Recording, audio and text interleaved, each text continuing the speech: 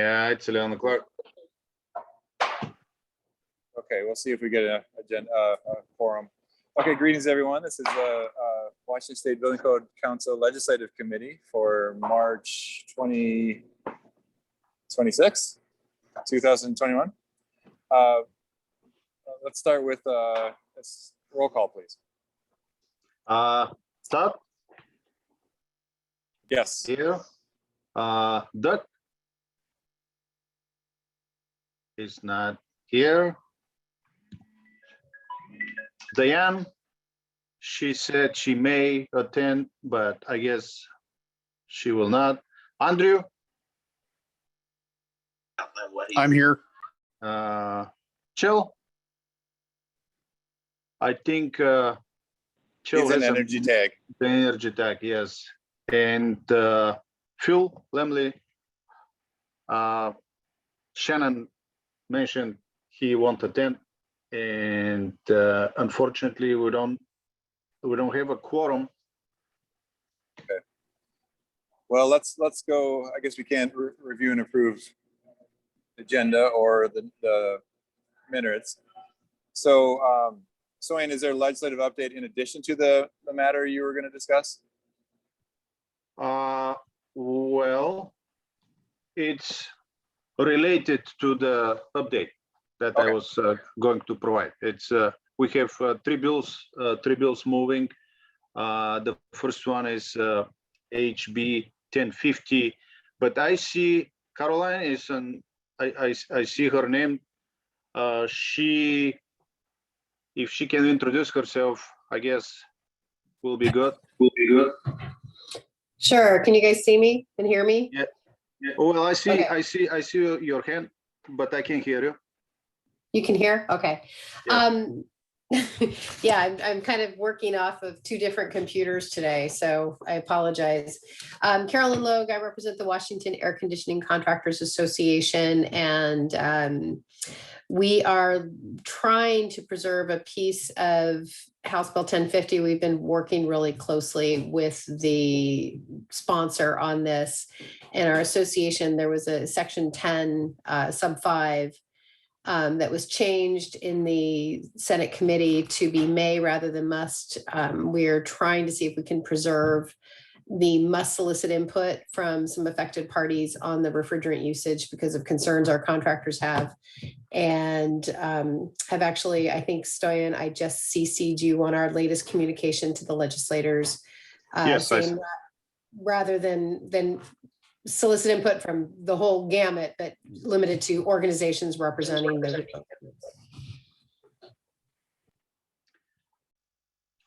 Okay, I can start with 1050, and again, unfortunately, we don't have a quorum today, but at least we can talk about it. I emailed Todd, I emailed Andrew and Diane a couple of days ago, just a heads up.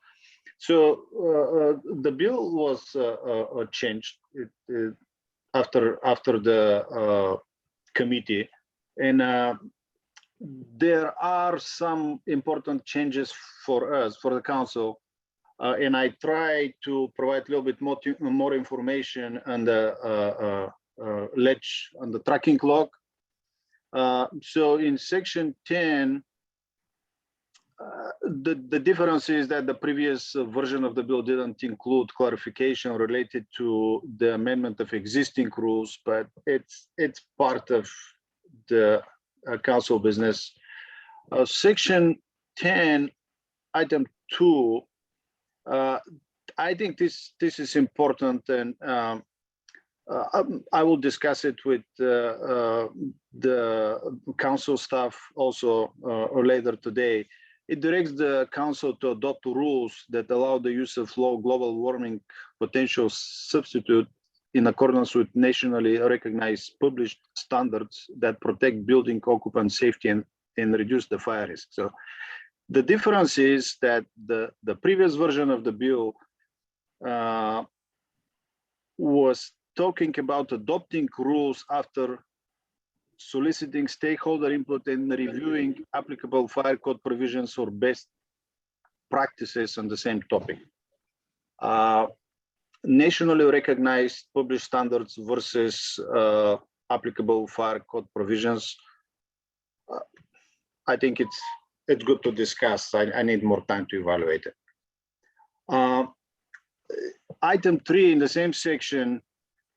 So the amended version specifies that the substitutes must have a lower global warming potential. So to me, it's an additional clarification what the council needs to do. And item 5 of the same section, this is the one that for some reason became complicated, specifies the council may, rather than must, solicit input from affected parties. So we discussed it, including at the council meeting last month. It was must, and it didn't trigger issues, or it didn't trigger too many comments, because this is what the council does. The council asks stakeholders for input, and it was changed to May. So it became some, for some reason, I involved myself in a crossfire, and I'm glad Caroline changed her initial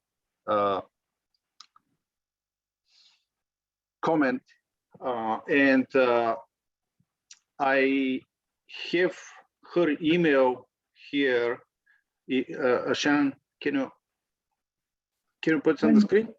Yep, one moment.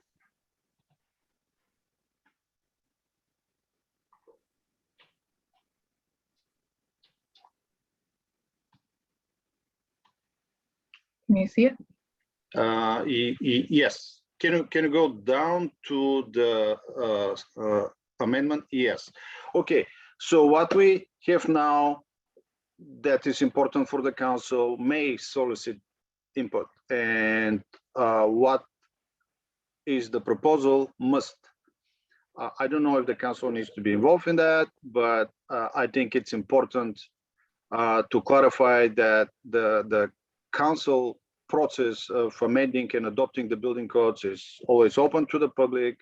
The council goes above and beyond the requirements in the Administrative Procedures Act and in the Open Public Meeting Act. And I'm personally not aware of anything that will suggest the council is trying to sneak and or add a code requirements without consulting with the stakeholders. So there is a long process for adopting the building codes, and although I don't completely agree with what Caroline has, I think it's much better than it provides much more different message to the sponsors of the bill. It's my comment on that bill. And I don't know, Todd or Andrew, if you folks are familiar with what was going on with this 1050, if you can share something. Sure. So in the interest of full disclosure, Comores is a client of mine, and they've been involved in this language going back and forth, bouncing around. So we were just, must solicit input. We were concerned that it put an undue burden on the council, because how can they solicit, other than just adhering to the Public Notice Act or Public Meetings Act that's in Washington, which is law anyway. What does it mean to solicit input from, basically an unlimited list of people, or in this case, unlimited list of organizations? So, we were concerned for the council, what kind of liability that would be if, clearly you can't reach out to everyone. So I think some folks from Comores are on as well, if you want any of their feedback too.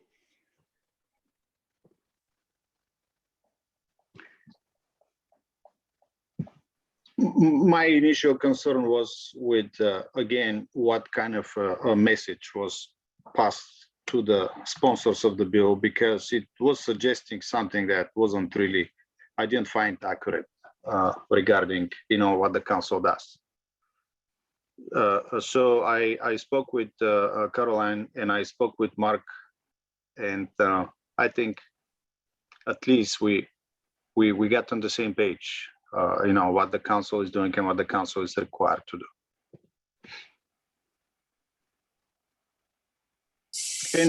And this is this meeting is we don't have a quorum. We are discussing and the Ledge Committee can make recommendations to the council also.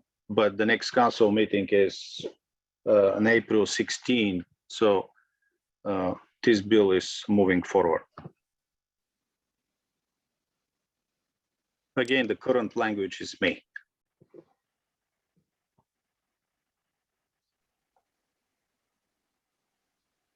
Okay, so this is Todd. I don't have anything else to add.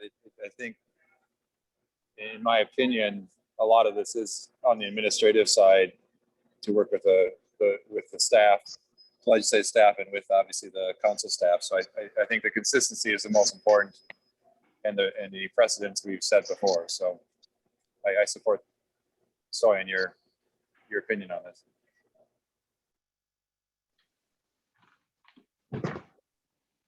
So it sounds like if there's still time before April 16th, which is really late, it'll be on the floor by then, right?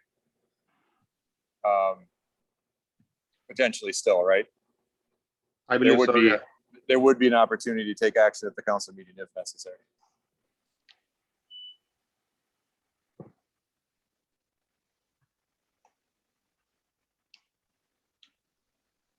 I also discussed with the DES folks that, I explained what the council is doing and compared with the requirements. I guess how I consider this mostly, I would call it misunderstanding, but I'm not sure I'm accurate on that.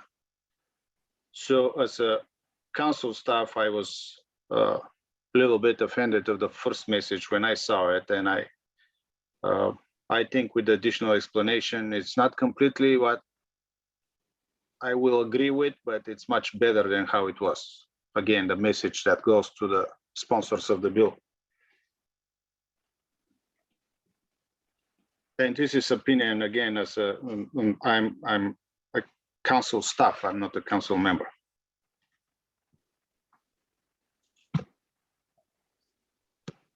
Is there any other discussion you'd like to have from the committee?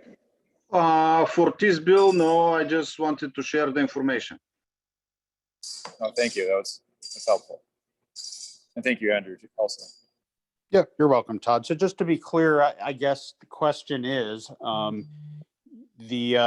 I guess what we currently do, which meets the requirements of the law, seems to be sufficient. Is that what you're saying, Stoyan? Or yes, what we currently do is our process is a long process. I guess the impression from folks outside of the council business, I guess the impression is that everything is concentrated on the TAC meetings, TAC members and the council when the council makes the decision, and the process is much more longer. It involves the TAC, but also long comment periods and public hearings, and there are several steps that allows the council to ask for input and allows stakeholders to get involved in the process. I guess the confusion was that sometimes the council acts on a long list of items and huge documents, and I guess the confusion was that some important amendments are hidden within the big list. So I guess it's not a violation or anything that the council is not doing. I guess it needs some additional education and how the process goes.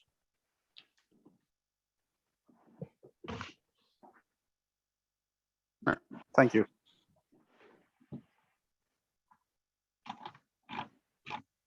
So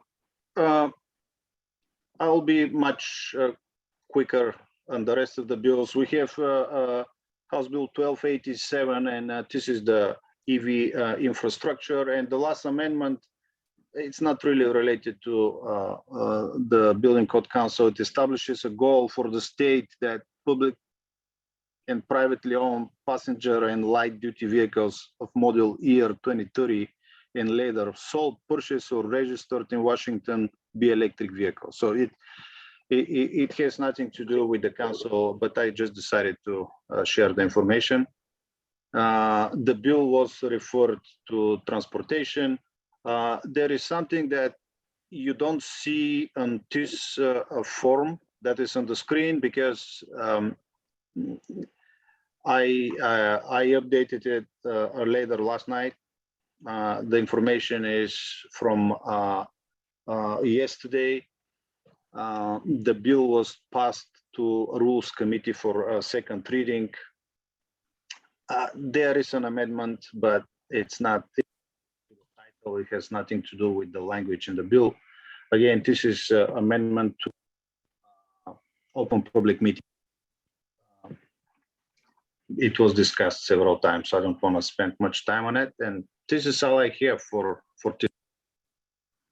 The important part for me was to share the information for HB 1050. Okay, thank you. Any other comments from the committee? We're at opposite house committee cutoff today, right? I can't hear you. Oh, I said we're at opposite house committee cutoff today, right? To 26, yes. Okay. Okay, well, thank you for that, Stoyan. If there's nothing else, then moving on to other business. Is there any other business for the committee to consider? Okay, Hi, this is please. Eileen. I'm the Associate Manager of Policy at Booster Fuels. I just wanted to bring to the attention of this committee, I'm here today to ask for recommendations for a path forward for HB 2783. As you all know, we brought the idea of a consistent and clarified language to Section 5707 of the Fire Code for mobile fueling. We wanted to create a process that removed the duplication of work for jurisdictions while still allowing jurisdictions to maintain local control and streamlining the permitting process. And I'm here today to ask for a recommendation to see how we can move forward for amendments with the language for this bill. So the proposed language through the SBCC process does not meet the intent of the legislature. We reached out to the author of the bill, which was Representative Griffey, and he attested to this in his letter to the State Building Code Council. And he clarified some sections that through the fire tag process was lost, or the intent of the language was lost. So he clarified in specific sections around reciprocity of our operational and truck permits. The legislature stated that any valid jurisdictional operational permits to receive reciprocity in or should be able to receive reciprocity in all Washington jurisdictions, but it does not prohibit a jurisdiction from requiring an operator to apply for a permit within that jurisdiction. That language through the fire tag process, the intent was lost. So the language currently, as it stands, does not do this. And same with the tiered permitting process. The legislature asked the SBCC to develop a two-tiered system based on site characteristics And this has not been done, and the language is confusing and has not been clarified. We believe that due to, the time constraints, the pandemic, et cetera, the timeline that we had to work on the language was condensed to a point where we weren't fully able to come to a consensus with the regulators and through the SBCC process so far. There was also a misunderstanding, as I mentioned earlier, about what the intent of the bill was, and that was lost throughout this process as well. But again, it has been clarified through the letter that Representative Griffey has sent over to the SBCC. The language currently proposed, and Representative Griffey would agree, the language further complicates and confuses the intent and results in no actual change to Section 5707, and would, as it stands right now, would increase paperwork for jurisdictions and operators in industry. So with that, I just wanted to see if there was any recommendations or input as to how we should bring our suggested edits to have them reconsidered by council, since there wasn't time to send in the language back through the tag and standing committee process, since it's been made clear from the legislature what the intent was. So any recommendations you all have, I'll be happy to take them. Thank you for your time. And if you have any questions for me, I'm happy to take those as well.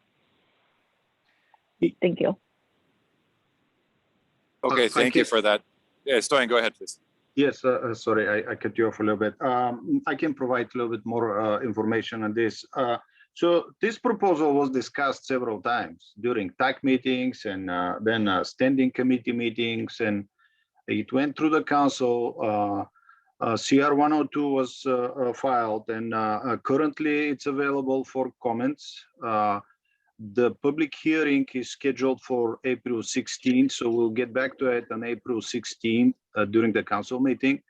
And we received the letter from I believe it was from the sponsor of the bill, and we added it to the folder for public testimony, so it will be addressed again during the meeting on 16th.